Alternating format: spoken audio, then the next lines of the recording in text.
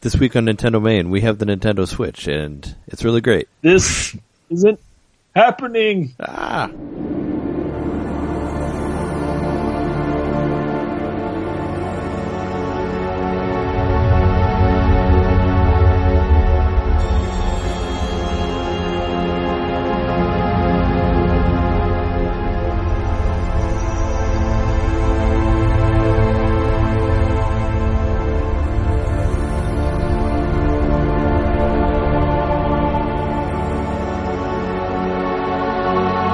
Welcome to NintenoDomain, episode 44. We are hosts, Trey the Terror Johnson and Jeremy Jack-O-Lantern Mikowski. Yo, what up? It's Jeremy Jack-O-Lantern Mikowski. Yeah, it's our Halloween episode with our... Happy Halloween. It's Halloween week, so we were going to talk about some scary games. But first, let's do the news. Yeah. Or whatever. The news isn't as spooky as what's going on around you right now. Oh, what? The election? It's probably Halloween. That's spooky. When people are listening to this. If they listen to it on Monday. They should. There's a Halloween mix out there, too. If anybody's heard it, should listen to it. Yeah, check out the Halloween mix. The video game, music, Halloween stuff. I hear. Speaking of Halloween week, it's buy two, get one free at Target. Did you know that? I did not know that. Is that any Nintendo games? Yeah, it is. And it's also Amiibo. Amiibo are involved as well. So buy two, get one free Amiibo. So if you want any more of those, you can do that. Might be a time to pick up some selects. If you want some Waddle Dee and DDD, you can get those. So like the only two I could think of. I guess like the Squid Sisters, if you want to get that one. I read that the Amiibo is included in the thing. Probably get some 3DS games, maybe. Yeah, I think I might get a Majora's Mask, if they've got the physical copy of Ocarina. Oh yeah, that was re-released as a select, right? Yeah, so I might just try to pick up 3 selects for 40, right? So. You could buy like all 3 of the Fire Emblem games and get one free. Of all of those. Birthright, Conquest, and Revelation. You could just buy them all for the price, too. Which I think you could have done as a bonus pack, but I don't know if anybody has that. I'd like completely forgotten about that game. Maybe I should get it. I was thinking about maybe getting like Monster Hunter Generations and maybe like Paper Jam and something else. I don't know. Yeah, I kind of want to try Paper Jam out now that we'll see what's... Yeah, now that you played, now that you played the worst, play the less worst, you know. Well, yeah. So I don't know if people knew this, but I'd fucking beat Pillar Splash. Oh yeah, no, people didn't know that. I didn't know that. Yeah, beat it. Well, yeah. I sent you a screen cap. Yeah. Well, I knew, but they don't know. They didn't know. They didn't get the screen cap. I didn't finish it. I didn't complete it. You know. Yeah. But I'm not that kind of gamer, really. With most games. Oh, the 100%. Something has to really something has to really sink its claws into me for me to want 100%. You didn't go back and paint. You didn't go back and paint every white spot in the game to make sure it was done. That stupid fucking blue shy guy that shows up makes you have to repaint your levels. I hate that guy. Oh, I haven't even seen him yet. Oh shit! Well, that's gonna happen. So no matter how well you do in a level, you might end up in a jam. That's awful. That's just more annoyance adding to that game. Well, and he can get to. You have to chase him on the world map, but as you beat levels, the more paths are open, so you can cut across the map. But he can just walk across it, so he'll just show up randomly. You might even just be exiting a level and going back into it, so you can use it as a save. And he'll appear, and then you have to race him to a spot. He'll start sucking the color away from it, and there's a little meter sort of thing that appears. And if you can't get to him in time, he sucks it out of the level. Oh, I think I might have saw something to that, and I got to him in time, but I didn't know he was sucking the color out of the level. I think possibly maybe he might leave some, but I'm pretty sure he takes most of it. And it's so annoying that I don't even fucking care, and I don't. Yeah, I don't know what the point of coloring all of it is, just to be like, oh, I colored all of that. I don't think it actually does anything for you. And I will say, the way I beat the final boss was so cheap. It's cheap how it worked. Well, all of them are cheap. It was easy. You just have the win button cards, where it's like, I play this card, and now he can't hit me, and now he lost all his life. Well, It's not that easy. Pretty much you just buy, you don't, I didn't even have to worry about paint in the final battle. I just didn't even fucking worry about the paint. I didn't use any. Yeah. I just bought all the highest damage, usable items, and I just filled my inventory with them, and just kept using the same item over and over again. And beat him. Sure. There is a part of it, there is a part in the final battle that sure will piss you off if you ever get to it. There's a lot of stuff in that pisses you off already. Yeah, I'm sure. I played It's like Cackletta. There's a timing based sort of thing. It's not that bad, but yeah, there's a timing based part, and you can't beat the end boss if you don't successfully do the timing stuff. Oh, That sucks. It's probably not as hard as Mario and Luigi, though. Spoiler alert. Right. No, yeah, it's not spoiler alert. It's not as hard as Cackletta. We talk spoilers all the time, though. Did you mention the Nintendo Switch presentation? Did we talk about like the main news thing on January 12th? Did we talk about any news yet? Oh, no, we haven't. We didn't mention the Switch presentation. Oh, okay. Yeah, I said buy two, get one free. But yeah, major news thing was that there's going to be a presentation. Now, is that actually an event or is that just a video? Because I've seen both. I've seen people saying that it's an actual event somewhere in Japan that they're showing. It's kind of like a Space World, is what I heard from one source. Right, and it should just be called Space World according to some people. But it is an event, right? It's a live presentation. Yeah, right. It's a live presentation. It's a live presentation. I've said that like twice. I think is it live? It's a live presentation. Which makes me think it's an event because you have to have the event to make the live presentation. Right? Sure. Doesn't it take an event to produce a live presentation? Think about it. I guess so. That's how I've decided it's an event. Yeah, I don't think there's people hanging out in a room just talking, maybe, but might as well let the press get involved. I mean, you got to hype up 2 months prior to the release of the console. Yeah, and they will answer all of our questions, hopefully, about Karen and why her friends don't like her anymore. Karen. Apparently, Karen became like a thing after that video about it's like, oh, it's annoying Karen always bringing her Nintendo system and making us play it. As soon as I saw someone call her Karen, though, I knew like that's Karen. She just looks like Is that not her name? I thought maybe there was something in her house that said Karen. Or that maybe they said Karen when they asked her to come over. No, it was the if I was following it right, like when the right after the Switch got announced, there's a subreddit made for it, and it was all the people from the NX subreddit. Yeah, switched over to that one. No pun intended. Yeah, and it was something that was posted pretty early on. Like, damn it, Karen, or like, damn it, Karen brought her stupid Nintendo thing again to the party. Yeah, it was like the meme that showed up. Maybe someone was calling her Karen already. That was within an hour or two. Yeah, I thought maybe there was something in there that maybe they said like, "Hey, Karen, come over here," and then she brings her thing, and maybe that was what her name was. I don't know. I only watched the thing like a couple times, but I've watched it like 15 times now. Probably. Yeah, there was some things we were wrong about last week. I said that I thought there were cameras on there, but they're not. They're buttons actually. There's a home button and another button, a mystery button. That's probably a share button. Share button sounds awesome. Yeah, and I was like, but we were right about some other things that other podcasts were wrong about, but I don't remember what exactly they were that we talked about. Oh right, I know I was wrong about the mini D-pad. Like you called me out on that, but oh yeah, because it's a plus button. Yeah. Well, a lot of the people I heard talk podcasts and stuff, you were saying, like a lot of people said the same thing. Like, I thought it was a tiny D-pad, and then I realized it was. Yeah. I didn't feel so dumb after that. Yeah, and I didn't really listen to anybody's reaction of it before we did our podcast. So there was if anybody says we ripped them off, then I believe it was GameSplain that did an interview with one of the actors in the promotional video. Oh, nice. He's a famous Twitcher, supposedly. I don't know if he's that famous. Yeah. He's a known Twitcher. He's a self-proclaimed famous Twitcher, which is like pretty much all of them. I think all the Twitchers say they're famous in some way. But he says he did a whole interview, and it was really good. You should look that up. Just whoever's listening to this, maybe we'll decide it. I'm pretty sure it was the Game Explain or whatever. Yeah, I watched Game Explain about the Mario game that's on there, and there were some stuff that I missed, I guess, like about the couple seconds of that Mario game that's on there, showing that there's a place called was it Crazy Hat? There's like a store to the side that's called Crazy Hat that implies that maybe Mario has some weird hats that he wears in this. Which, you could easily guess that and say that you're right or whatever. But that's a cool idea. But anyway, I encourage looking up that interview. It's funny because he starts talking about he pretty much says that he knows more stuff because those are actual consoles they were using. They weren't just dummy models. Oh, sure. That's what he said. And then but they aren't. I thought that was Nintendo said that they were dummy models. They weren't actually. There's nothing on them. Like they were not playing any of the games. And none of that is actual footage. They just stuck that on there. I know that the screens were simulated. No, what I read was that they were basically holding systems with nothing on them at all, and then they added that post. Like none of that is actual footage from the system. It's what I read, from somebody who worked on it. They said that there was nothing shown. They just wanted to show you the way the system worked, but that's not actual footage from the system. Well, You should just listen to it anyway. I mean, he at least maybe he was saying it was more that it was shaped the way it's. I don't know. Just listen to it. No, I mean, I'm sure it is. I'm sure that's the way it looks. One thing funny that he says is like he talks about like drawing on the board. He's kind of like got reddish brown hair. He's the guy that's drawing on the board when they're going in to play Splatoon. Oh, okay. Yeah, I don't remember any. That's the actor. Yeah. That's the actor they interviewed.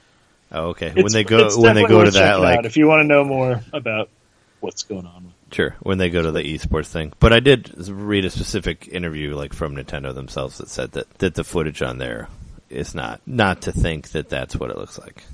It's basically what they said, because they said that nothing was actually playing through the system. They were dummy units, and they added it in post. They added it on top of it, the video. Well, I believe that from the beginning anyway, because you're not going to get a camera shot of. Yeah, well, obviously trying to make it a pretty professional looking thing and filming a screen. But there's like frame rate dips and everything's like not really fully smooth and all that, and none of that's. They said not to worry about that because none of that's actually what it is.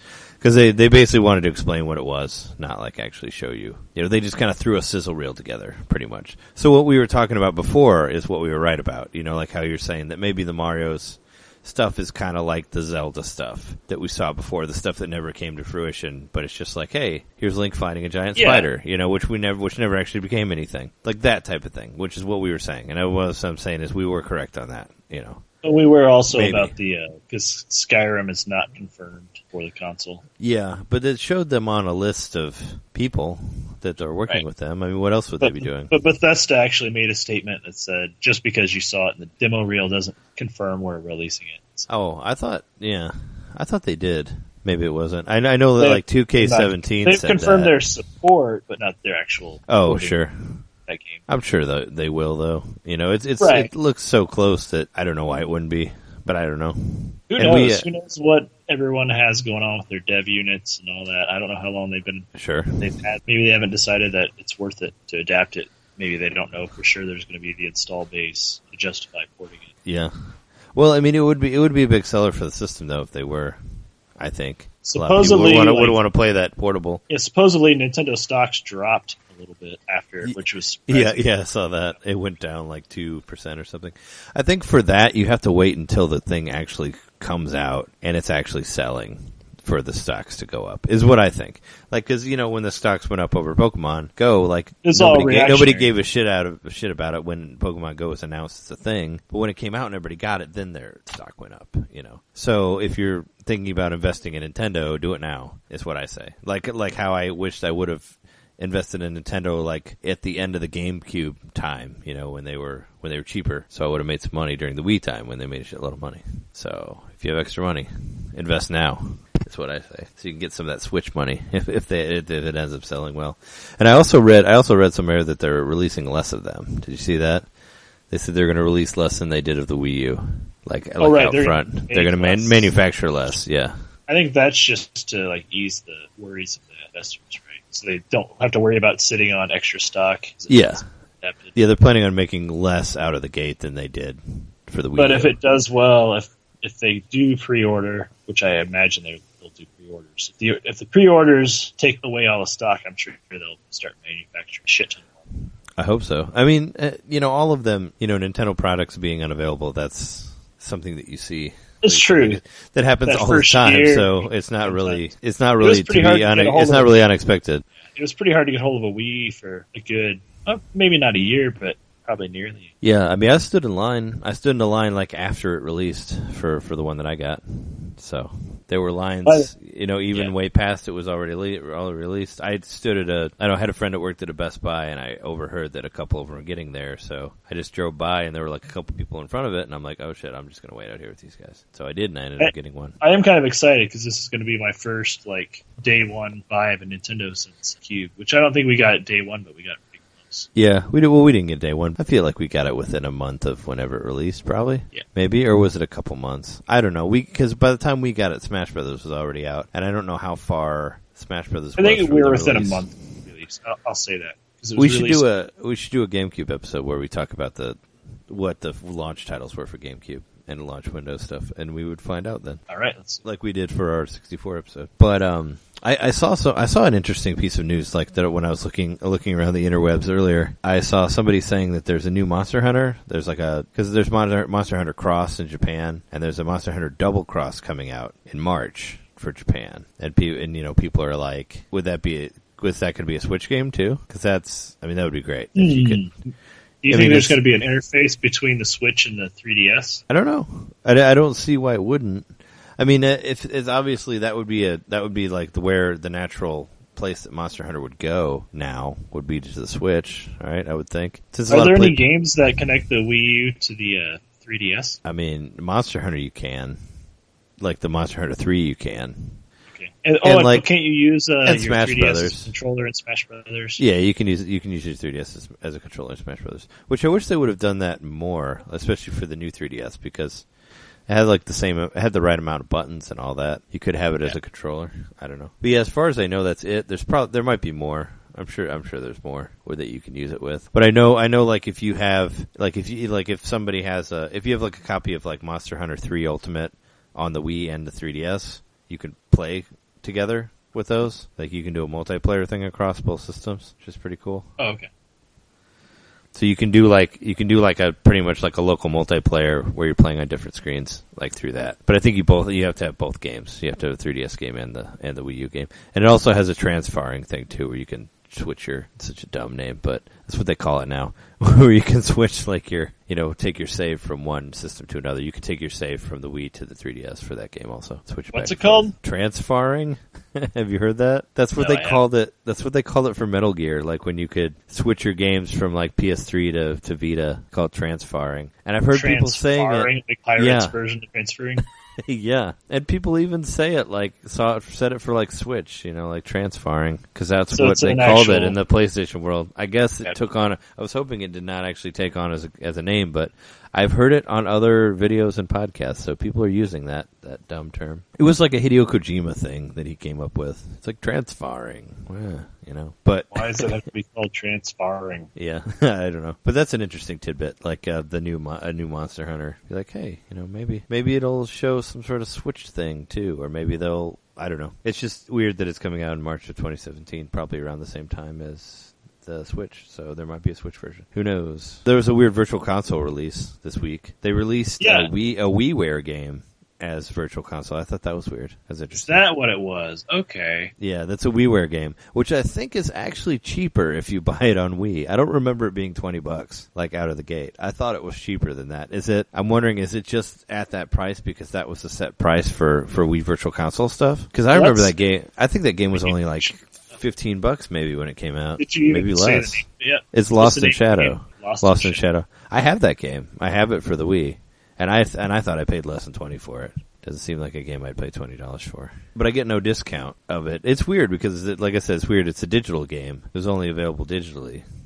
But there's no carryover, obviously. It doesn't recognize that I already had it on the Wii, so it gives me no discount. But I don't think it was $20 when it came out. So I think so. It was made for the Wii, so it requires the Wii Virtual or the Wii emulator or whatever that's built into the Wii. But it's to not, make it run. Yeah.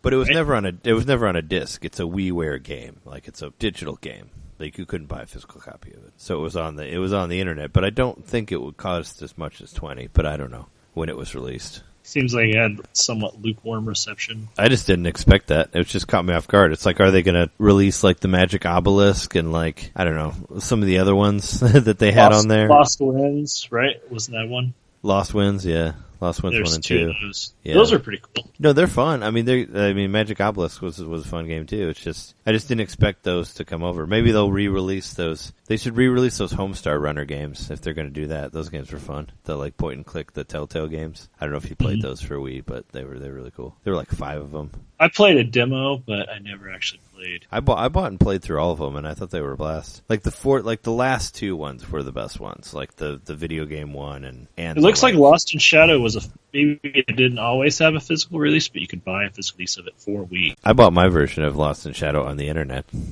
I didn't know there was another version of it. Through WiiWare, so it's just on your actual Wii console. You don't have it. But Yeah, it's digital. most likely, then it was released later as a physical release, kind of like Minecraft and stuff. Yeah, they do that. Consoles. Yeah, I thought for a half a second about maybe getting Minecraft too in that buy two get one free bundle. We'll do if you get Minecraft, we'll do definitely do some Minecraft. Yeah, I'll get it. I thought about that. I was like, well, you know, I've had no reason to buy it, but if you buy it, then yeah. I'll buy it. Because I thought about it. I just was in Target earlier today, and I was just looking through their games, like thinking about stuff I might get for the buy two get one free. And I saw like Paper Jam, and I saw like Monster Hunter Generations, and like OK Watch 2, and like stuff like that. And I saw Minecraft, and I was like, maybe I'll get that too. You know, because it's only like $30. I could get like 2 DS games and that for free for only like $60. We'll see what I end up doing. Whatever I find, I'll go there this week sometime. It's like October through like November 7th, I think, or November 6th, something like that. It's that week. Is that the week coming up to get all buy two get one free?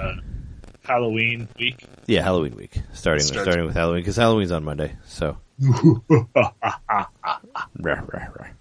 And did you purchase anything this week? Have you made any game buys? Nope. Oh, I bought a ton of stuff because I got a big check that I was expecting, so I kind of splurged a little bit and bought some stuff. I delved into went a little crazy with I guess not a little crazy. I got a Capcom 3-hit combo on the Virtual Console Super Nintendo new 3DS stuff. I bought Breath of Fire, Street Fighter Alpha 2, and what was the third? Oh, Final Fight 3. I bought those 3 games. Oh, is Breath of Fire Capcom? Yeah. Oh, I didn't know that. Yeah. Breath of Fire is cool. I mean, I like that game. So I've been playing that game a lot. I played through Final Fight 3 one time, but those games look really pretty. Like I've really been enjoying the pixel perfect version stuff from 3DS. So I got those 3 games, and I spent more time with it. Did you know that you can switch controllers like on your 3DS from first to second player? Did you know that? There's like a code you can put in, and you'll switch. So you could play like a turn-based multiplayer thing. Like with one controller. Like I didn't know that. I figured it out because I was looking through. I looked through like the manual for Final Fight 3 because they have special moves for the characters, and I was trying to figure out like what their special moves were, and they show them in there like in the digital manual like that's in the 3DS, and it's like if you hold ZR and ZL whatever the inside buttons are and hit like Y.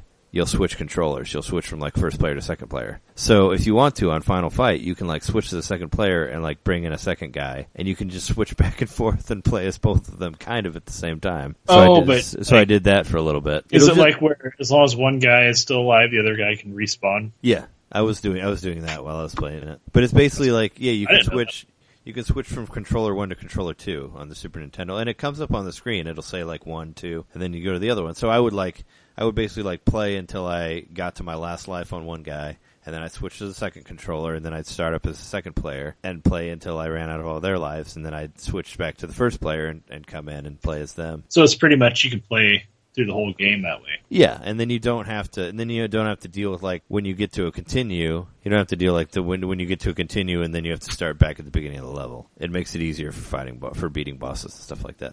But that was just a cool trick that I found out on there that I didn't know about. Well, plus you have save state. You have save state too, but this is easier. You don't have to deal with restarting it or whatever. You just switch to a different guy and then you keep going through the level and it doesn't restart. So I was doing that. So that's been fun. Breath of Fire is a cool game. You should check it out if you want to play some more RPGs. There's some more great RPGs on there. I have to admit, I have I've been kind of in, I guess, a video game blues because I finished Color Splash and, it was okay, but no matter how much I'd liked it, it's done, and it's kind of the last Wii U game. Yeah. There's always digital stuff. You can play some digital stuff. Right, and I haven't purchased anything this week because I'm kind of the complete opposite of you. I had to pay a bunch of bills this week, so oh, sure. My bank account's fucked. So, it's not. I don't have a lot of excess money. So I'm sitting on a bunch of games I haven't even opened yet. So I'm thinking about playing Sticker Star, but I don't really want to play Sticker Star. But I've also got Pikmin 3 I need to start. Oh yeah, you should play that. I was going to say, you could just try Sticker Star, but you should play Pikmin 3 before you play anything else, because that's a good game. I also have the whole Metroid Prime trilogy, and I've never played through 2. Oh, yeah. Well, I wanted to try to play through 2 again, just as I played through it once. And I didn't really... I could finish Mario RPG, and I've been playing a lot of that lately, actually. Yeah, that game's not that long. I'm surprised you haven't got through it yet. It seems like a... Well, by a lot of it, I mean maybe an hour or 2. Oh, sure. There's always there's Tokyo Mirage Sessions too. That was a game that came out this year, which is great. You should check out if you want to play a good. If you want to play good RPG, you know. I might get that game. If you want to play one that actually involves like leveling and weapons and monsters and stuff that where you don't need a special card to beat guys, it actually involves like skill and all that. I started another playthrough of Zelda 2 because I've never actually beat that. Yeah, that game's so hard though. I think I beat like maybe the first dungeon one time, but I've never made it through that game. I'm definitely using save states. So. You have to. I don't know how you could without it. So I'm playing that. That's one of those games that's on my list. I guess I won't have technically beaten it, but maybe if I go through it a couple times, that way I can beat it. Yeah, I don't know. Well, if you can beat it, then it's impressive. It's a hard game. It'd be one to I think you got to put some time into it to get that going. But going along with our Halloween theme, sort of, for this week, I bought a couple Halloween-themed games. I bought Nightmare Creatures for $64 for a couple dollars off of eBay. Oh, is that Christopher Walken? Is he? Christopher Walken. Who did the voices in Nightmare Creatures? Oh, I don't know. I don't think there's any I'm thinking of a different game. I'm thinking of the one with the scorpion and the spider. Oh, you mean Deadly Creatures. That's what I thought you meant. I have that game, and that was like Billy Bob Thornton and I think it was Dennis Hopper that was on that game. Yeah, you're right. It is. Yeah, that game was cool. I played that game. It was interesting. That's what I thought you meant. No, Nightmare Creatures is this game that came out for Nintendo 64. It was on PlayStation 1 also. It's like kind of like an action. It's like an action third-person fighting game type thing. It's hard to explain. You like walk around in like this gothic like 1800 town, and you destroy zombies and giant monsters and stuff like that, and there's different combos, and it's kind of like a 3D Final Fight, I guess, with monsters. It was a game I played once. I thought it was kind of fun, so I bought it for a couple dollars just to try it out because of Halloween week. And I bought Touch the Dead DS also, which was like a weird sleeper game that I always wanted to play. And I actually ended up getting a sealed copy of it for like $20. Oh, so it's like House of the Dead, but it's with the touchscreen? Yep, it's House of the Dead with the touchscreen. That sounds awesome, man. So you basically touch zombies and shoot them, and it's hard. I can't even beat the first level.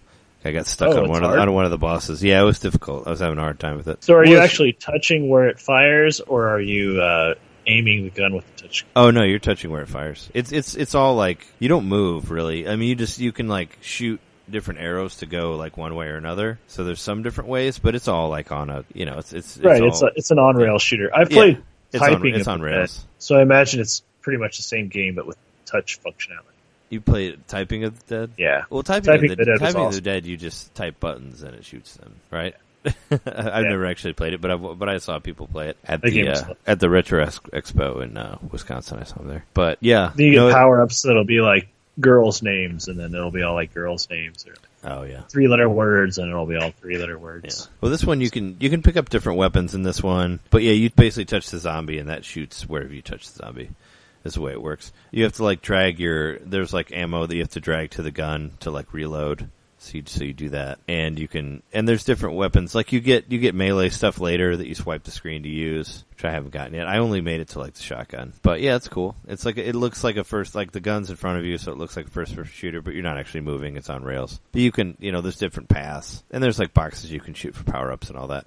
But yeah, it's just one of those games that I always wanted to get, and I was like, I should see how much it is, and I just went ahead and finally bought it. It wasn't too expensive. I mean, $20 unopened, I thought was pretty cool. But I opened it and I played it for a while. But yeah, that one was cool. And I bought a 4-pack of games also. It was like $30. I wanted to play did you ever heard of the game Winback?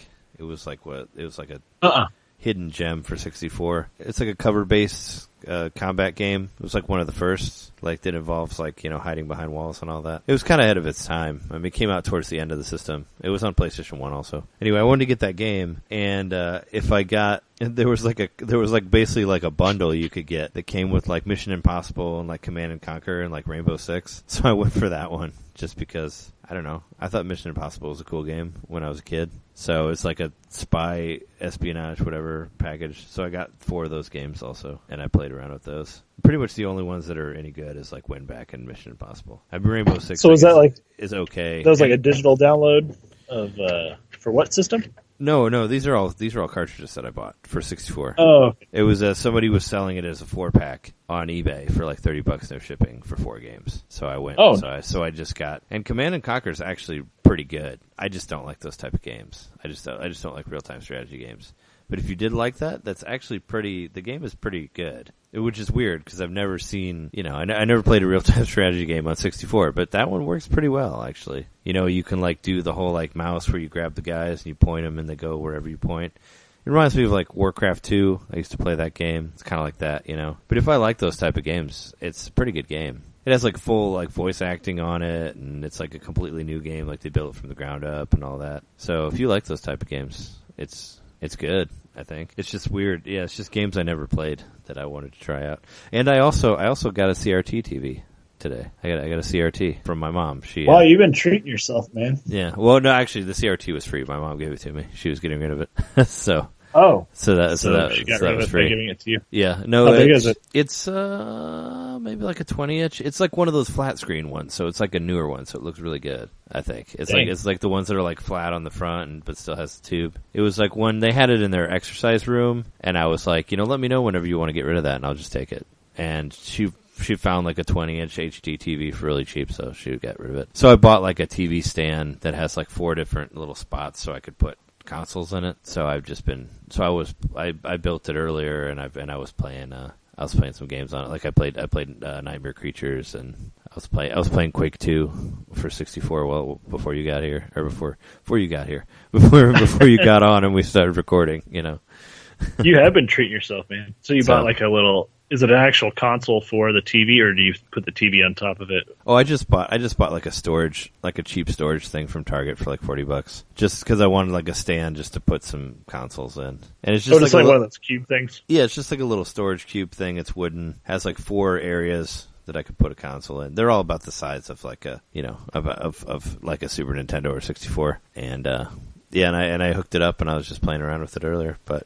Yeah, it's like it's cool. It's not that big, so it's totally manageable, and I can carry it around. It's not like it's heavy, but it's not like something I need help to carry around. I can like pick it up and take it to wherever. So are you gonna just have like an area of your house where you got like your I set up a little like retro area over there. Like just like to the right of my TV, there's another TV there that has the 64 hooked up to it right now. I haven't hooked up the Super Nintendo yet, but does it look a lot better? Oh yeah, it looks great. Like I was playing, like I said, I was playing Quake 2 on it, and it looks awesome. Everything looks so much brighter because everything looks muddled through a HD TV for whatever, probably because of the AV cables. It's like if you try to watch like VHS tapes like through your HD TV, it looks awful. Everything looks like muddled and smeary and gross and all that. And yeah, it looks cool.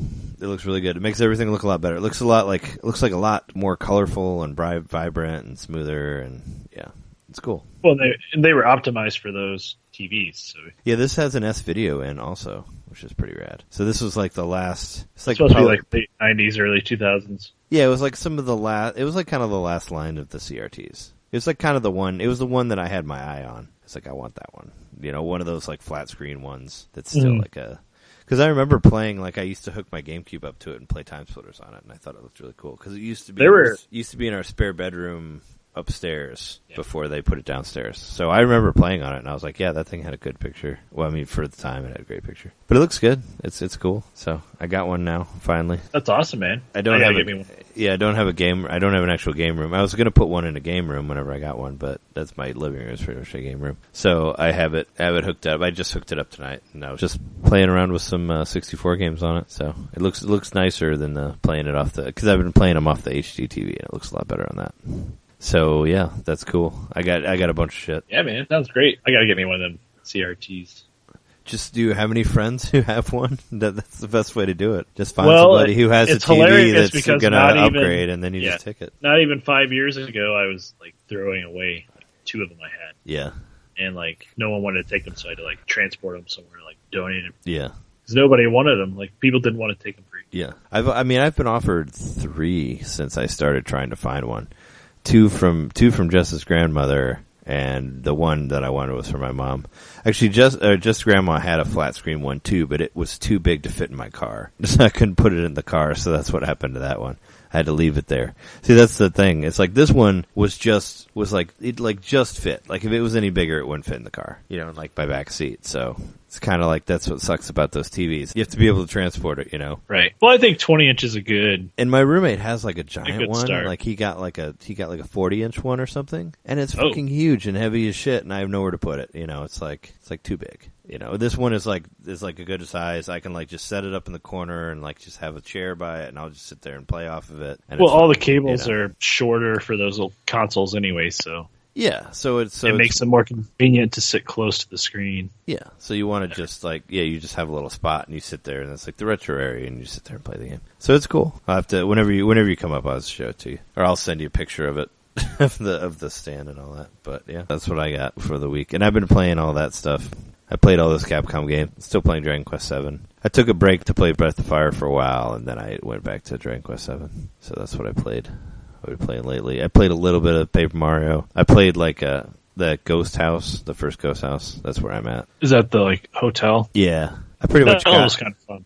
I pretty much got to the room where I had to pull the clouds out or whatever, and I couldn't figure out what to put in there, and I didn't have the patience to try to figure it out. So that's about as far as I got, and then I quit after that. But yeah, I don't know. It seems like it could be a fun level. I'll probably go back to it. I don't know. Yeah, I think that's one of my favorite levels in the whole game. Yeah. Well, now that we've had a super long intro, do you want to take a quick break here and then get into some scary games? Sounds good.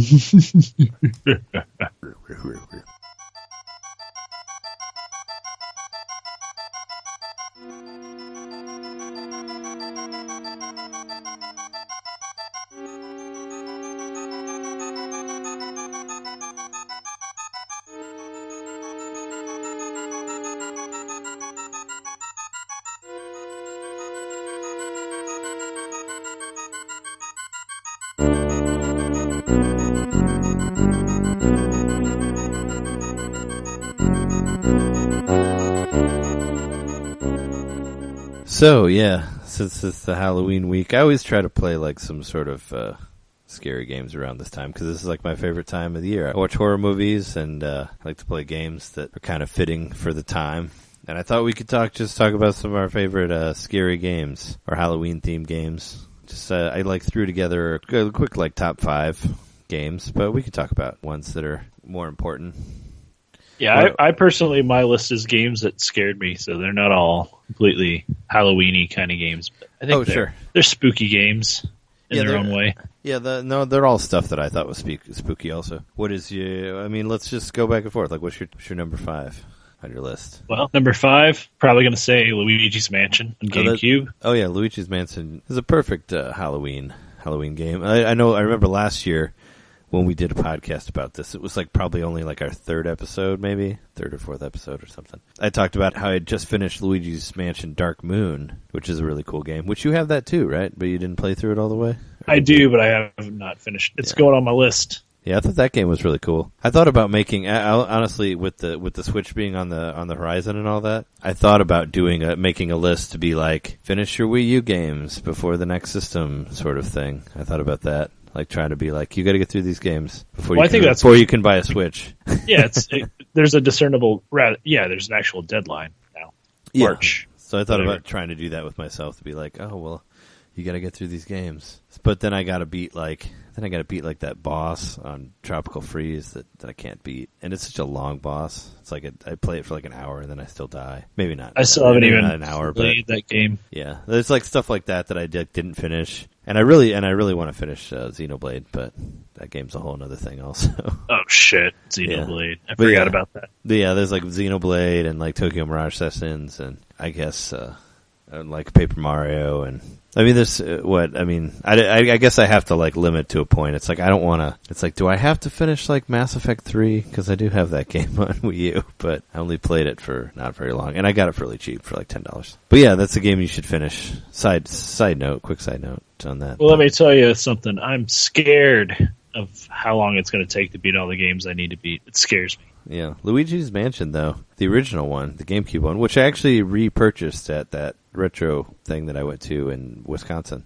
I can say I have actually played all the way through this game. So yeah, we used to refer to it as Luigi's Crawl Space, because it was not a very long game, but it has it has some very cool moments to it, and it has Dead Baby in there, so that's pretty fucked up. It has a baby ghost in the nursery. I think it's the first ghost you fight is the baby ghost. Yeah, you start low, get high. Yeah, but that means that kid died. That means there's dead babies in that game, or one dead baby. But still, there's always dead messed babies. Up. Yeah, there's got to be dead babies in the ghost world. Yeah, in Mario, in the Mario world. Luigi's Mansion was cool. It was kind of like a mixture of Resident Evil, like with a Nintendo twist on it. You know, and it even had those like door animations of him like opening the doorknob slowly and all that. Did and you had to beat the room to get the light to turn on. Like you had to get rid of the ghosts, so that added to the spookiness of it because you had to use the flashlight to look around the room and find things, and then of course you had to use the flashlight to capture the ghost. But it was genuinely creepy to go into a room and hear like I remember like one room you like hear a music box. You just hear like different ambient sounds like that imply there's a ghost in the room. Yeah, there would be stuff. There'd be like storms. There'd be like lightning, and you'd like see something when the lightning strikes. Or there'd be like a mirror where you could only see something on one side of the mirror, but not in the real world. There was like cool little, there was cool like little hints and stuff that showed that there was something in there, and that kind of added to the atmosphere, I thought, of that game.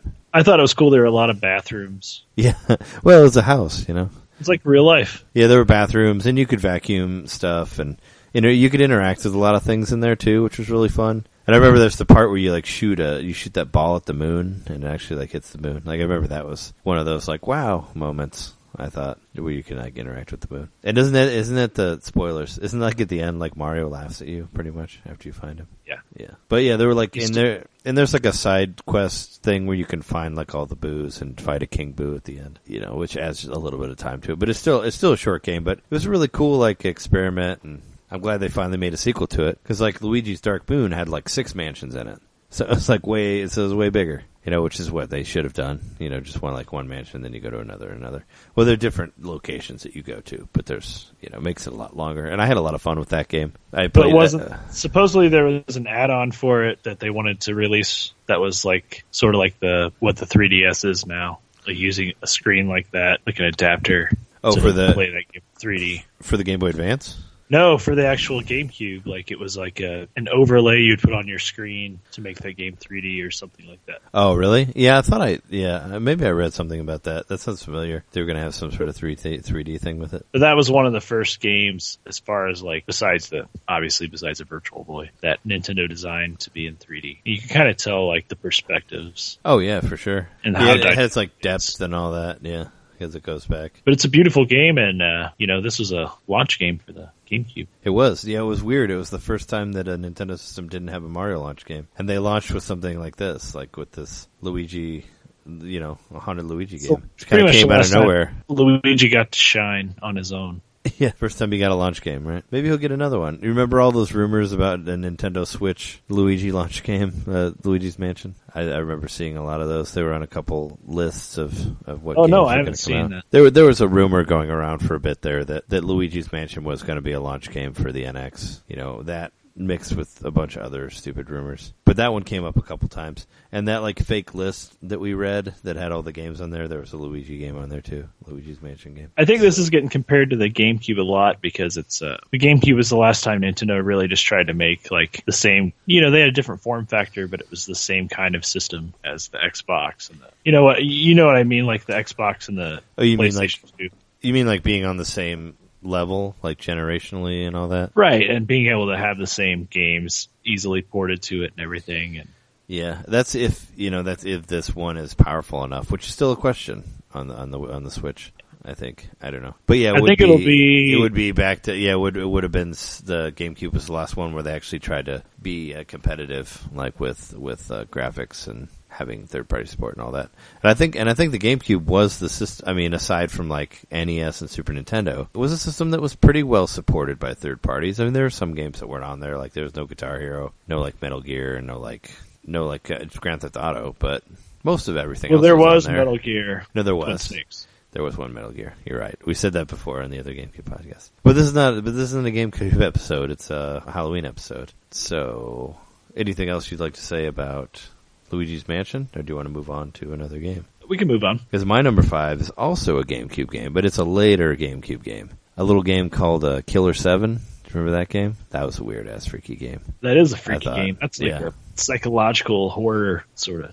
Yeah, a very strange game. Well, it involves 7 different characters. It's supposed to be 7 personalities of one guy, I guess. But one of the characters is a female in a white shirt, like covered in blood, and her special power is slitting her wrist and spraying blood on the wall to let you know if there's a secret door there or not. Like, it's like weird shit like that's in the game. But yeah, that game was like super bizarre, like this, like just the sound design and like the way and it was like super like cell shaded and like all these weird cell shaded, right? Yeah, weird colors in there and all that, and it's like on rails too.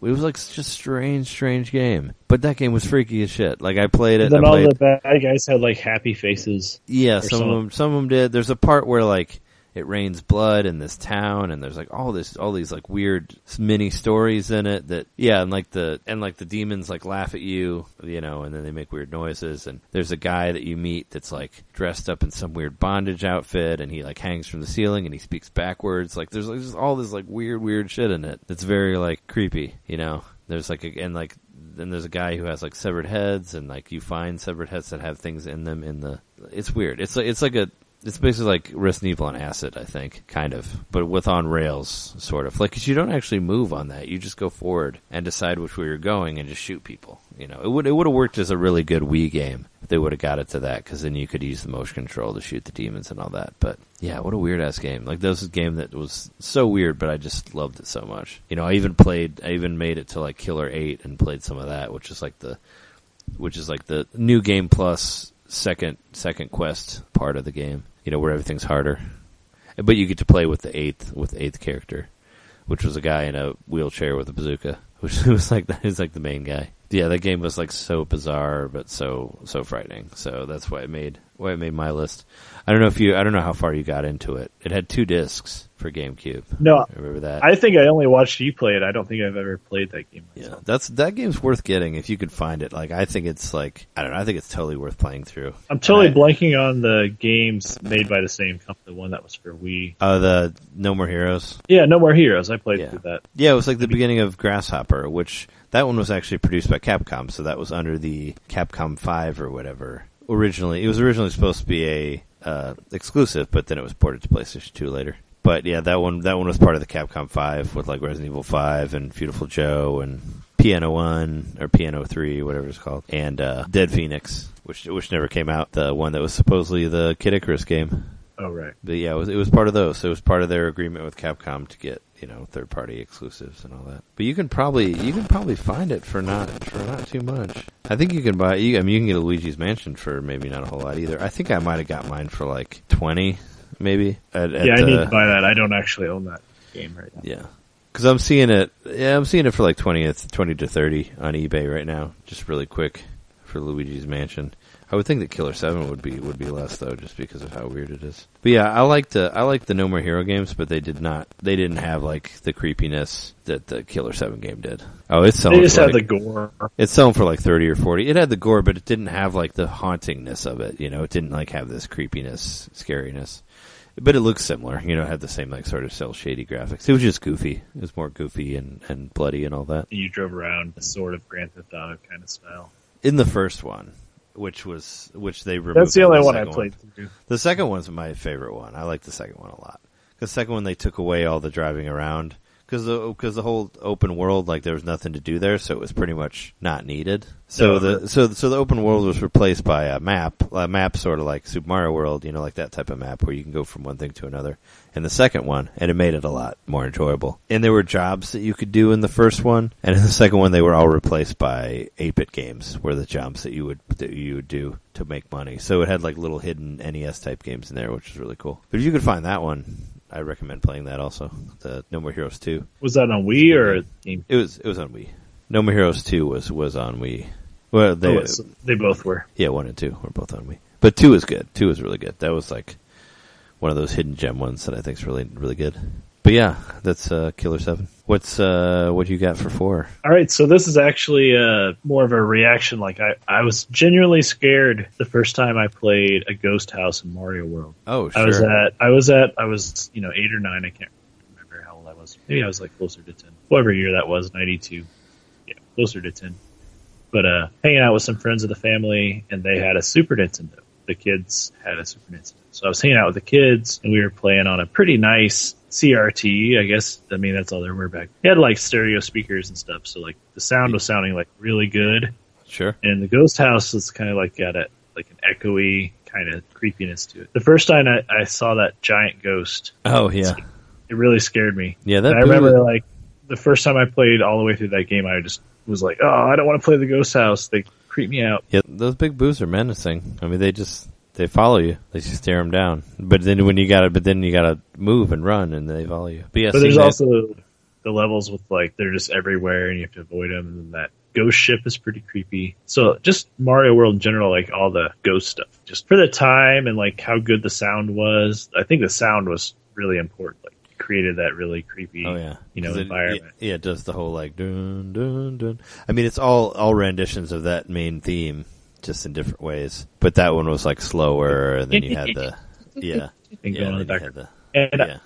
just as a side note, I do remember like being super impressed by when you're in the cave and it like echoes when you jump. Oh yeah, the cave sounded that was great. But yeah, so like I said Mario World because I was genuinely like kind of like scared to play the ghost levels there. I'm like, for sure, it's gonna like surprise me. What's gonna be weird about this that I'm gonna hate? But I ended up getting over that eventually, but not before I played all of them. Each one would still scare me. One of us. For sure, yeah. I see a reoccurring theme with your list. It's the same as they have the same developers there. I'm sure they're not all Mario games, but I didn't put Super Mario 64 on there. I should have, because that, if you want to talk about a specific level like that ghost house in that scared the crap out of me, especially with the piano with the teeth. When it starts moving and trying to bite you. Yeah. That part where you walk over there and all of a sudden it's just like, dung, dung, dung, and it's like so loud and it sounds like keys banging and it has the teeth and it tries to eat you. Like that whole part is freaky. I love that whole level, but, and the music is great for it too, but it'd be like an honorable mention, I guess, with that game. Move along then? Yeah, good to move along, man. Alright. Well, this one's kind of a little, well, I guess it's not really abstract, but it was a game that did freak me out when I played it, especially because it has like a really killer soundtrack and a lot of weird levels and stuff like that. It was Doom 64 for Nintendo 64, which is a game that got a lot of flack when it came out for whatever reason, but I think it's a fucking excellent game. Like it was like completely remade from the ground up. They made the sprites like apparently they were originally going to turn them into polygons, but it ended up not being able to do it, so they ended up just cleaning up the sprites a lot. But that game is incredibly haunting. Like the lighting on it is amazing, and just the way the levels are set up.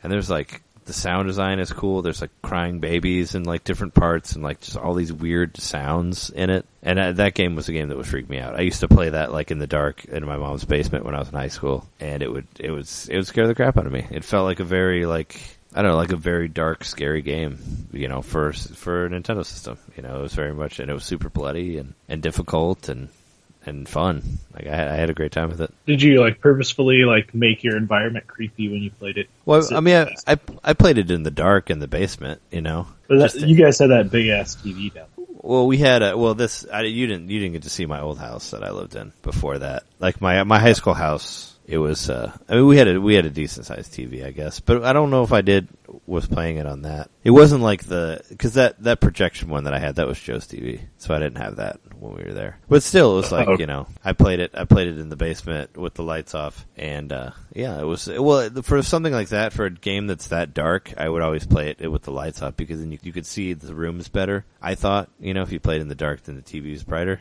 Mm-hmm. I guess that made sense to me. My teenage brain, that made sense to me, because the game was pretty dark, but it did have a darkness setting. You can make it lighter, because there are stuff that's like pitch black, and there's like blinking lights that you have to follow to another. It was almost like playing like a haunted house, like that type of thing. Like before, like they did it with like Resident Evil and Dead Space and stuff like that. I felt like that one did it really well. But yeah, that was a game that genuinely freaked me out, and that's a game that I still think is great. And people have come around on it now. Like if you read reviews of it now, people have said like, have it on like gem lists and stuff like that for 64. But when it came out, people were like, oh, blah, it's dumb, it doesn't work. But they didn't play it for long enough. It has some really beautiful level design in there, and a lot of cool stuff with the lights. like they do very cool timed light stuff. Where they did like strobe stuff and like, just different lightings to where you can see the characters at different times, and then all of a sudden it's dark and then they're in front of you. Like, it was just cool, like scare factors and stuff like that. And I can't wait to play more of it on the CRT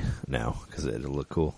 So I tried playing it on HD and it didn't look quite as good. I mean, it still looked pretty good, but it looked better on the TV. You could create one of those like tinted off areas, like the games at Galloping Ghost. Yeah, the ones where it's like, and then there's where they like blow the wind on you and all that, and it's supposed to be dark. I think that was just a fan they had. Yeah, well there are ones there are ones that blow wind at you though.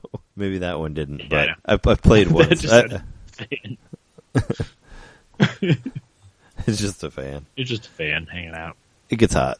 Yeah. So yeah. But there are those little like canopy things you can put around. Yeah. If you really want to isolate your little area. What is Super Mario World was the last one that you mentioned. You can find that one pretty much anywhere digitally for not a whole lot. You can find you can buy the cartridge.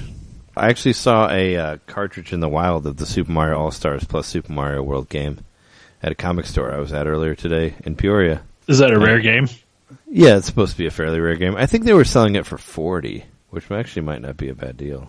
Because I see that one came out it was like a value pack later on in the. Yeah, it was a later one. Yeah, the one that has All Stars and Super Mario World. Was that when they did the SNES Mini, or was that a different time? I don't know.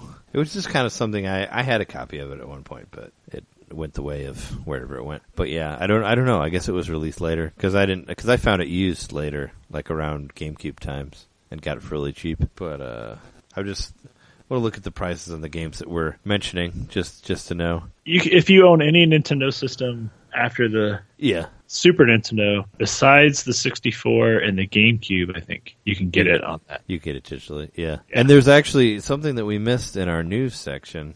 We just mentioned it now. Did you see the green Nintendo 3DS that comes with Super Mario World? There's like an Amazon exclusive. Oh yeah, that thing looks badass. Yeah, it's like the Yoshi one. It's like all green, and it comes with the Super Mario World pre-installed on it.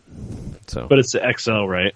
Yeah, it's an XL. It's a big one, big old green one. If I ever wanted a third 3DS, that one's the coolest looking one I've seen.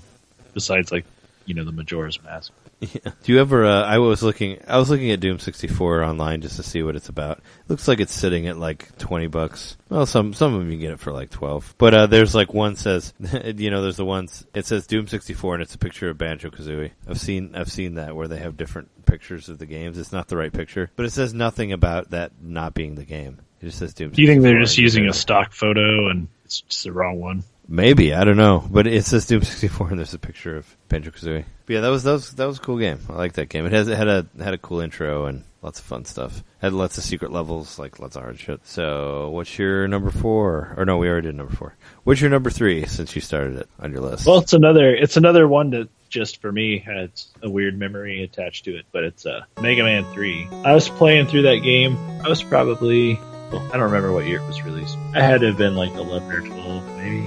Younger, I don't know. But I started having like this recurring nightmare while I was playing through it. I'd be sitting downstairs just hanging out with my family or whoever in my living room at my house. Then I'd hear the Mega Man 3 music would start playing really loud. But it wasn't coming from the TV or the video game console. It was like coming out of the whole house playing the music really, really loud. So I just had this recurring nightmare, and I don't know why that game got into my head that way, but maybe I was just obsessing over it too much. I don't know if I ever beat it. Mega Man 3's... I feel like I beat Mega Man 3. Mega Man 3 is probably my favorite Mega Man, I think.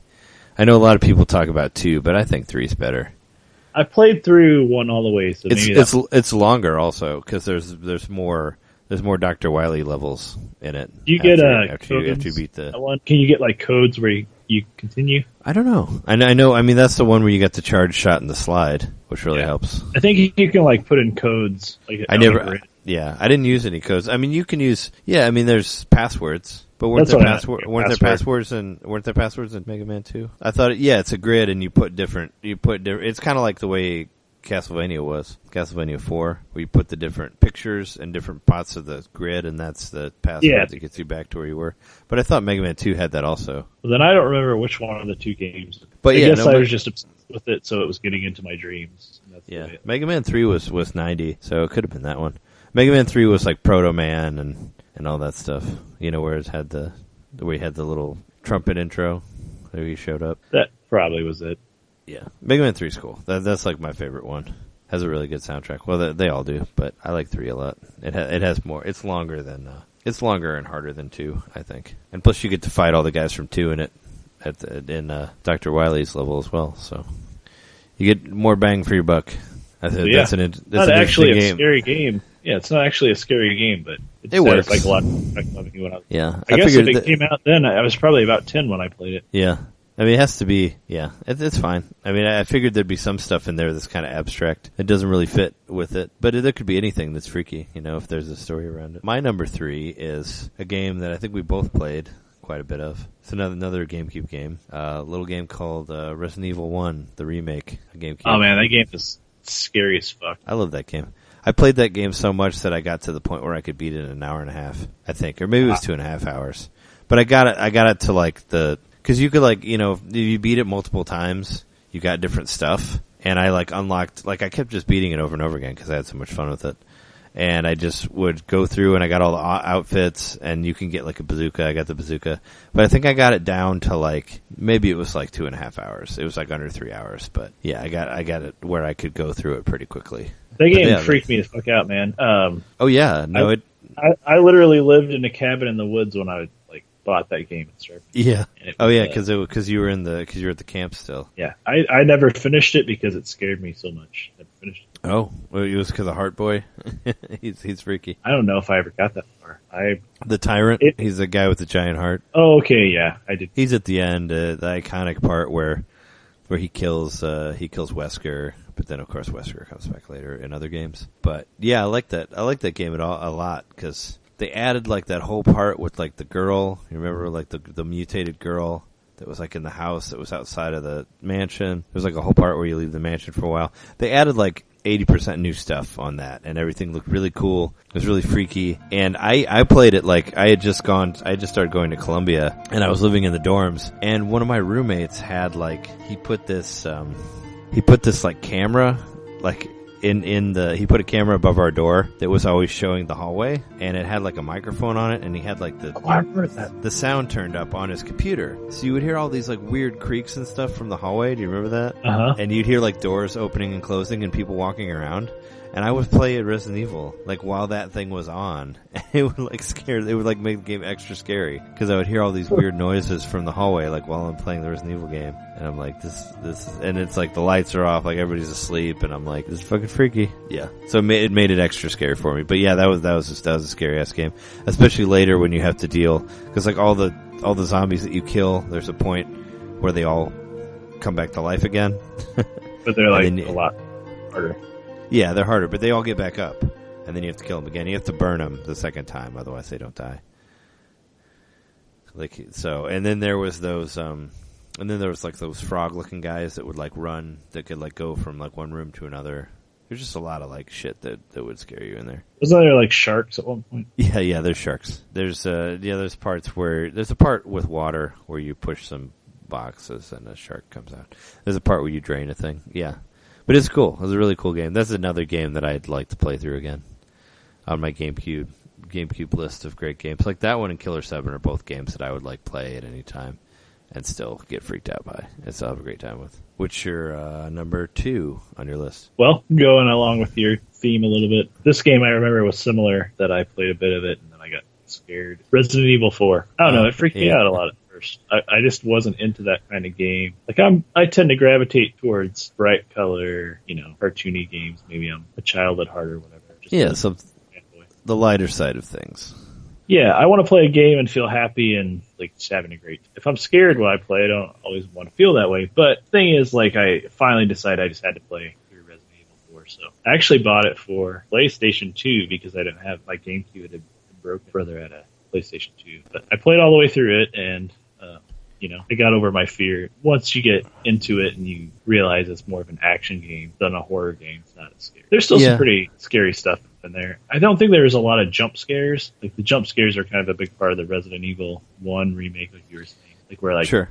Somebody crashed their windows and things like that. There wasn't a lot of that. The controls were a lot more accessible, I guess, than others. That helped. Well, they kind of I feel like they basically put the camera behind you instead of having it in a set. area because that was like how all the other Resident Evil person view or something like that. Yeah, well the Resident Evil games, they always had like this. It always had a set camera, that didn't move, and you just walked around in the level, and that was always kind of confusing, I guess. And what they did for this is they put the camera behind you for the first time and made it all 3D. And that was a big deal. So it made it a little bit, it was more of a third-person action game than a survival horror puzzle, whatever it was before. But yeah, the chainsaw guys freaked me out. The chainsaw guy was frightening. Yeah. No, you're right. Those guys were, because they could kill you in one hit. Those guys were definitely frightening. And like just how relentless the plant people, or whatever you want to call them, they were adamant about not calling them zombies in that game. But yeah, they just like how they just kept coming at you, plants, and there were so many of you. They were like infected by some kind of insect. No, they were plants. They were plant people because it was a plant that like had turned all of them. I thought it was like a type that you fight a giant plant in the end too. Spoilers. It was they were plant people. It was like some sort of weird flower or something. At the end of Resident Evil 4? Yeah. No, you fight like a giant mutated like plant priest guy. Well, yeah, you fight him, but like after him. There's like a giant plant thing. Trust me, they're plant people. Yeah, it's basically what it was. It was some sort of weird like flower or weed or whatever that they had that made them like that. Oh, I thought it was some kind of bug that lived down. I think that was Zero. That was the bugs. So they had they had the bugs you had to squash. There were bugs you had to squash. But it took place in some like remote part of Europe. Figured out they were speaking Spanish. Oh yeah. So they say shit like they say like shit. They say shit. Yeah. Whenever they say mirror. Yeah, they're saying something. They're like, yeah. But yeah, that was a cool game. I mean, that was the kind of the beginning of the end for Resident Evil. That was like the last good one, and then all the other ones just got way too much action-y. Didn't they try to take it back in 6? I never played 6. I never played 6, so I don't know. Maybe a little bit, but after 5, like 5 was so bad that I didn't. I couldn't, and I wanted to play through 5 for story, but I could not. It's just like it was. I couldn't do it. I couldn't make it all the way through that game. I'm like this game sucks. Well, the game was meant to be a co-op game, so you had to have someone that wanted to play through it. Really. Yeah, it was annoying to carry control 2 people, but it was just annoying like how it just didn't work right. Like it wasn't. They made it too much action, but the control wasn't action enough. Was my problem. Like it didn't control the way it should have. They should have like adapted it a little bit. Should have changed it a little bit from 4 instead of just keeping it the same and changing everything else around it. It just didn't quite work for me. The games always kind of have a bit of a the controls got to be a little wonky to make it scarier. I guess. I don't know. But around that time, I had been playing stuff like Uncharted and games that had much better controls for an action game, and this one just didn't hold up at all. Just felt like a really clunky, badly designed game. But back to 4. But I played that on the PS2, which it was supposed to be a GameCube exclusive. You remember, but they end up releasing it on the PlayStation 2. And it ended up did a really good port. What's that? It ended up being on like everything eventually. Yeah, it was on PC, and then I have the Wii. I think I have the Wii edition also of it. So they had like a year of exclusivity with the game or something. Yeah, it was on there for a while. But when it came out, I remember when it was on GameCube, everybody was like, "Oh, there's no way it could ever be on PS2." And they got it on there, but it was visually impressive. Yeah, it looked really, really good though. But I played it through on the PlayStation 2 in my basement of my house. I got a little bit of a creepy. I was in like the corner room of the basement. Sure, because my brother had was living there at the time for a little while. He had his TV set up in the basement. I just hang out with him down there and play through the game. It was pretty fun because he was down there a lot of the time. You guys both get freaked out together. I didn't get as freaked out with my brother. Well, but I played all the way through the game. Man, the scariest part of this game for me was the sewer part. Oh, sure. You got this thing running after you in the sewer, and he's gonna jump down and attack you at any moment. Oh, sure. Yeah, yeah, that was a good game. It was fun. There was a lot of I liked just the parts where they just wouldn't stop attacking you, and you had to jump through windows and go from one roof to another. It definitely had the knock the ladders down and put stuff from the doors. Yeah, it definitely had that whole tenseness to it of them chasing you around and having to go to the next part. And it was a lot of fun. I played that one through a couple times too, I think. But they'd even throw random partners in that would be computer controlled. Help you out. Oh yeah. You would meet people like Ada Wong was in there, and there was that guy who looked like Johnny Depp, kind of. Luis. Yeah, but yeah. That game was cool. Oh yeah, and there was the girl too. You had to go save the girl, so you controlled her for a minute. The daughter of the president. whatever the one you were going to rescue. Ashley. Yeah. So and you had to do some like sneak around stuff with her. She couldn't actually attack anybody. So I remember that. And there was I think you fought some sort of sea thing at one point too. And that I know there's part with the boat. And and the quick time events was kind of what started all that. Kind of started for a lot of things. Yeah, I feel like they were the ones who kind of pioneered a lot of that stuff. Where it's like you're just watching a thing and it's like all of a sudden you got to hit these buttons or you're going to get run over by a rock or something. Which, some people find those annoying, but I thought it was cool at the time for that. Gears of War, I think that game had to have been influenced by. Oh, for sure. Yeah. This, and I've never played all the way through that game. I haven't played any of the Gears of War games, but I'm sure it was. Did the other quick time events in that? Like, kind of perspective, and it's got the QTEs, as they call them. Yeah.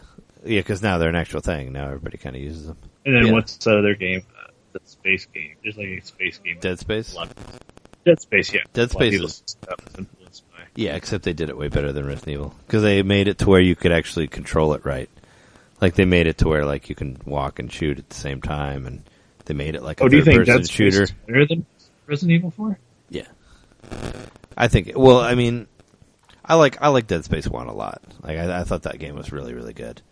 I think it's better. I think it's it controls a lot better than 4 does, for sure. And it's because they actually made it like a third-person shoot. Like, it's like actually controls like a first-person shooter. Where you can like strafe and you can shoot, and like it's the way that Resident Evil what they should have gone to for 4, I think. They should have went in that direction where they actually made it to where you could run and shoot at the same time, which they never did, as far as I know, unless you could do that in 6, I don't know. But in 5 and 4, you can do it. But yeah, Dead Space is really good. I like that. I like that game a lot. It didn't make my list, but... Is there a Dead Space on the Wii U, or was the last one on the Wii? Oh, I played Dead Space on PlayStation 3. I know there was like a port, I think maybe for the... No, there was a light gun game. There's the Dead Space light gun game. Was the actual Dead Space ever ported to the Wii? No. But there was, what was it called? Dead Space Extraction, something like that. I have that game too. But it's a light gun game. It's like a House of the Dead Space. Which that game was cool. But yeah, that was like the most that they got on the Wii. But it looked really good. And you went around and shot all those weird alien dudes.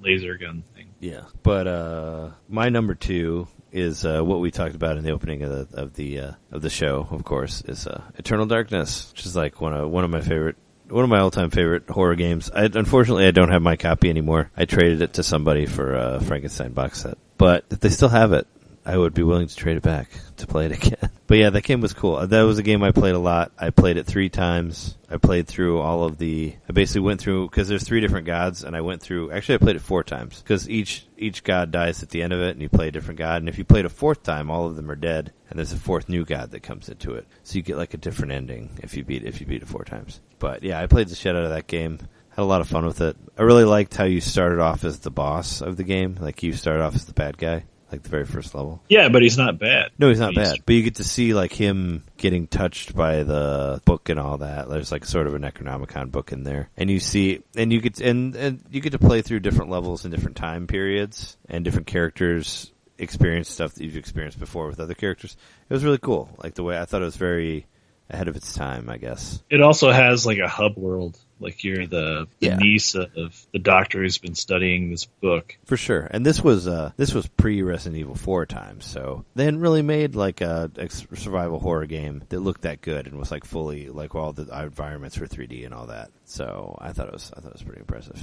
Yeah. Yeah. And it starts out like you're Alex Roivas, I believe her name is, and she's going to her grandfather's mansion. He's passed away recently. Yeah, it was after her grandfather's funeral. She goes to his house. Mysterious circumstances, and the police are kind of investigating like the weirdness of his death or whatever. Yeah. So she goes there to like investigate the house. Wait, is she also like a journalist or like cop or something? I think she might be a cop or something. Yeah, I don't know. Maybe a journalist. But whatever reason, she's trying to figure out stuff about her grandfather. And so basically the Tome of Eternal Darkness, I believe it's called. Yeah, she finds this book, which you find different pages of, which unlock new stories, which I thought was cool. Like that's kind of how you progress through it. But you learn stuff. You learn stuff from the characters that you read their story of or whatever. Yeah, she reads through the thing of Eternal Darkness, and then you play different parts of those chapters that she finds out, which is cool. Yeah, and I think it's really cool. Like you die at the end of most of them. Several of them, at least. Yeah, your character doesn't really make it out, which was very cool.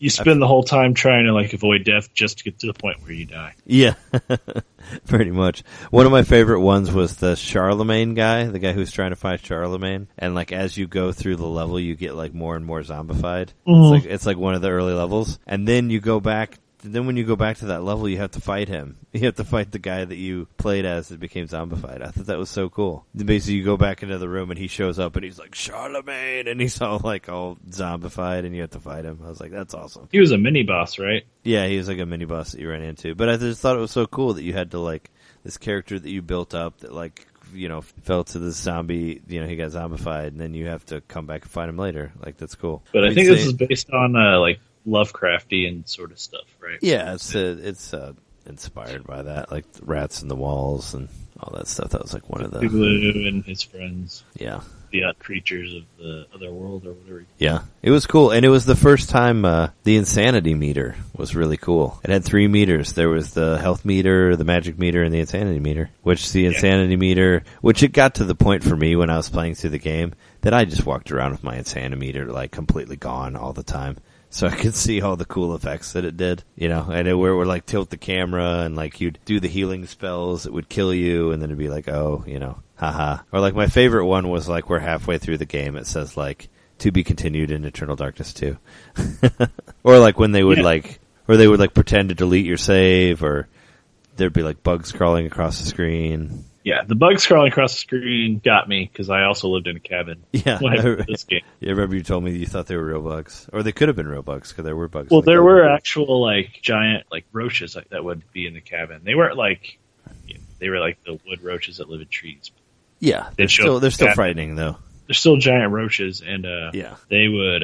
I would think that's what was on my TV screen for sure. Yeah, me a lot. Yeah, I understand that. Yeah, and I take it this is probably your number one, right, for your top 5. Yep. Okay. But there was some cool stuff. I loved when it would glitch out. That was kind of a cool little thing. When you would start to sink through the floor when you're walking. Yeah, that was a real effect. Or you'd go into a room and nothing would work right, some fashion, and it would just say, "This isn't happening." Yeah, then it would just start over again. Or you'd go into a room and you turn into a monster. I thought that was funny. Or you'd be on the ceiling, or it'd be "Oh, hey, I'm one of the monster guys," and then it would just flash and it'd be you again. There's one where I know there's the one where you do the healing spell and you die, but there's another one where your head falls off. And he picks up the head and starts reciting Shakespeare, stuff like that. All this fun stuff. It gets to the point once you figure it out that it's all in there. It's fun. I actually watched a while back. You could find there's a video on YouTube that's just all insanity stuff, and you could just watch it for an hour, and it just shows all the effects. So I watched that. I don't remember when it was, but I just watched it, and I was oh, that's cool. I remember all this stuff. But yeah, I got to the point where I would just walk through with no sanity meter, so I could see all the cool stuff. Yeah, it was really fun. And speaking earlier about the Metal Gear Solid, they were the ones who did that one. Who did that one Metal Gear Solid game on GameCube? They developed it with Hideo and Konami and all that. Yeah.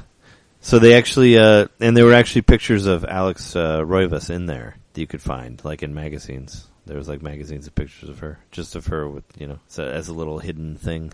So that was cool. But yeah, I remember there was a particular part in that game, the part where you go to the bathroom and she's dead in the tub. Do you remember that part? That part was always so freaky. It was a jump scare, but it got me every time. There are jump scares in this game. Yeah. And there's parts with the hallway and the paintings move, and it's really cool. It was a really, really interesting, cool game. Everything's got it's very creepy. And it more creepy, scary. Yeah, it's a historical fiction type thing. They mix, they mix things in with actual events, and there's some World War I stuff in there. And I remember there's a guy that sort of looks like Ben Franklin, where you have to pack the gunshots. For him. Yeah, you have a musket. Yeah, the musket where you have to wait for him to pack it in and shoot it and all that. And then later you get to the point of automatic weapons and all that later with you because you go to kind of the same places over and over again, but it's this time I have this weapon or this time I have another thing. And I liked how they made the characters you could run for however long, but it depended on how fit your character was, because you play as a dancer at one part and she can run all day and not run out of energy, but the the heavy set Ben Franklin guy, he can't run for very long before he runs out of energy. So I thought that was cool. And they all had like different life meters. You know, like bigger guys would be tougher, so they'd have a bigger life meter. Smaller people would have smaller life meters, but they might have larger magic meters. Like everybody had different stats, you know, for each character that you played. So that was really cool. You know, that they changed it. It wasn't always the same every time. And I remember I remember there were audio cues like for like certain ones. Like if you found something, it would make the same noise every time. So like it'd be like oh, you know, when you found like a cup or a key or whatever for a different level. Like each different part of it would make a different noise for that, for whatever part you were in. Don't at the end of the game, don't you like switch between the different, like you got to play each character again? I don't remember. I mean, you might. I mean, it's been a long time since I played it. Right. Well, you end up fighting Pious Androgynous at the end. Yeah, Pious Androgynous. That's not his name, but it's Pious Augustus, I believe. Yeah, something like that. But he was cool looking. Yeah, you finally get to fight him. But there's also those big god pod looking things or whatever. They have those creatures that are like this big circle that have like eyes and mouths or whatever. You fight those things kind of to a point. I just remember there being like a big level that you ran around and hit different things. I don't know. It's been a long time since I played it. But I do know that game was definitely a freaky game. And it came out the same time as the Wavebird, so we played that with no cables. Yeah, the Wavebird was made it extra cool. Yeah, but that was like I think they came out at the same time, so I bought the Eternal Darkness and a Wavebird together. But there's the purple rune. Once you get the purple, you're in good shape. I remember that. What's the purple rune? The purple rune's the one that's like better than all the others, so you should just use it all the time. Oh, sure. You have to like use summon the scorpion to get it, I think. Oh yeah, because there's different. I forgot that like there's different colors. There's like the red, blue, and the green, and they all kind of like rock paper scissors each other. Yeah.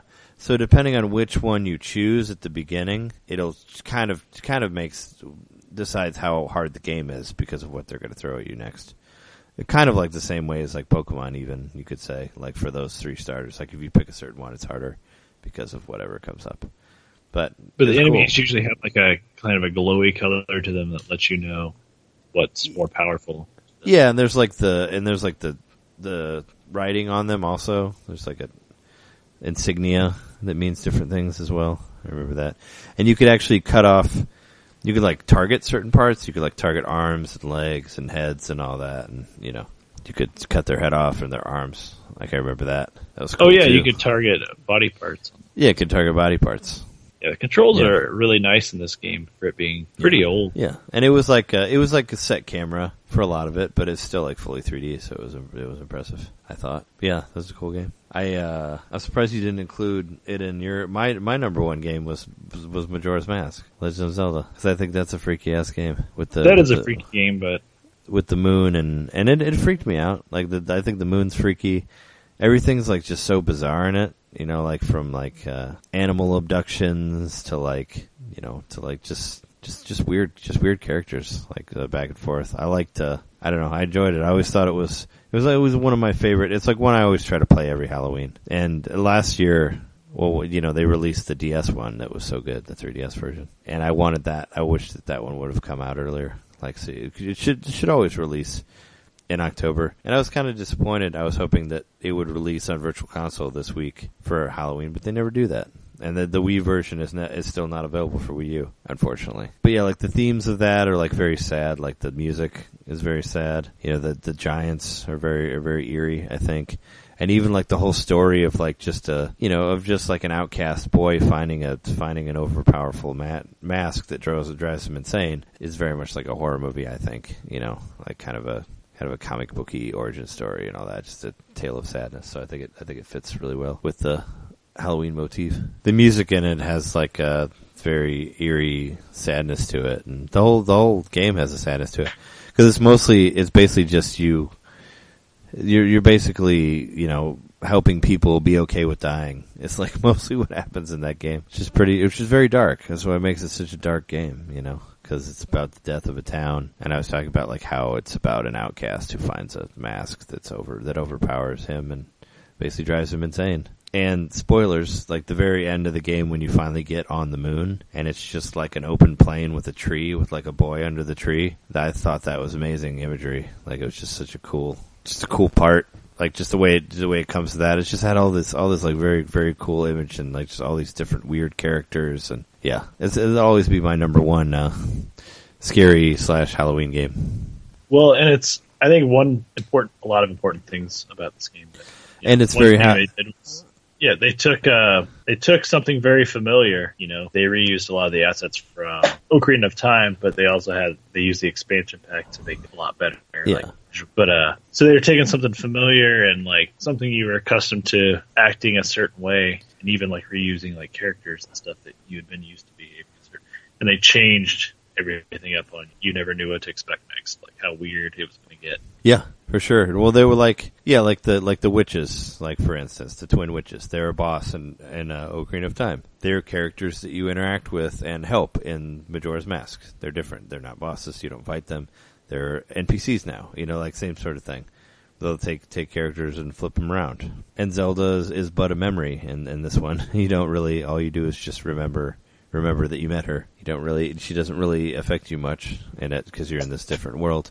But yeah, they take all the characters and they basically turn them into these different characters that have like, full loops that they go on pretty much. If you watch the show Westworld yet, Westworld kind of reminds me of like a very complex version of Majora's Mask, where it's just like all these characters that do different things at different times and you can interact with them whenever. But yeah, that's kind of how the game like presents itself, like a living world. Once you realize what you can interact with, compared to Groundhog Day. Pretty much, except it's like Groundhog 3 days. But what I forgot, it's like the major thing that it's a Halloween game is that it's based around masks and dressing up as different people, which is like the whole thing I think of one Halloween. of the creepiest characters in that whole game is the mask salesman. Yeah. Oh yeah. What a terrible fight has fallen on you, or something like that. I forget what that line is that he says to you. But yeah, he's creepy. I actually made it wasn't last year, but the year before, I carved a pumpkin of his face, of the masked salesman. I did. He's up there with the villager. If someone put his face on the villager, terrible. Yeah, totally. Yeah, no, the masked salesman is great. We just, I just played through the first part of that with Jess, and we recorded it. I haven't put it up yet, but hopefully we'll put it up soon. And yeah, he has like the Mario mask on him, and he has like a Bowser mask that he's carrying on him. Kind of makes you wonder if like he's got them dead masks. Maybe because like the masks that you change into, they're all supposed to be the souls of dead characters. See, there's a lot of death in the game. There's a lot of like sadness, and it's very, very much it's very much a scary game. It's all fatalistic, like everything's predetermined to happen a certain way, and you're trying to change that. Yeah, well, you're not changing it. You're just trying to make it easier for the people to accept their fate. It's basically what it is. Like when you go around doing the quest, you're just like you meet a guy who's like. He has all these baby chickens, and he's like, man, I wish I would have been able to see my chickens become adults before I die. And you're like, okay, so you like have this chicken mask where you like march around and they become full chickens. And he's like, okay, now I'm okay with dying.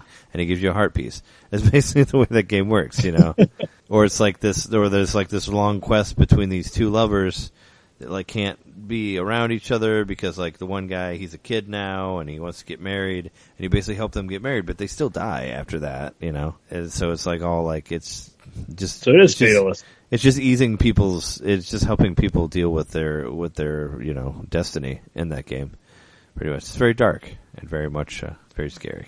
Very haunting. Yeah, that game also did unsettle me in a way that it took me a while to come back to it and play through it. And I think I might have used some internet help. Oh yeah, I used internet help with it too. I mean, you kind of have to. I wanted all the masks.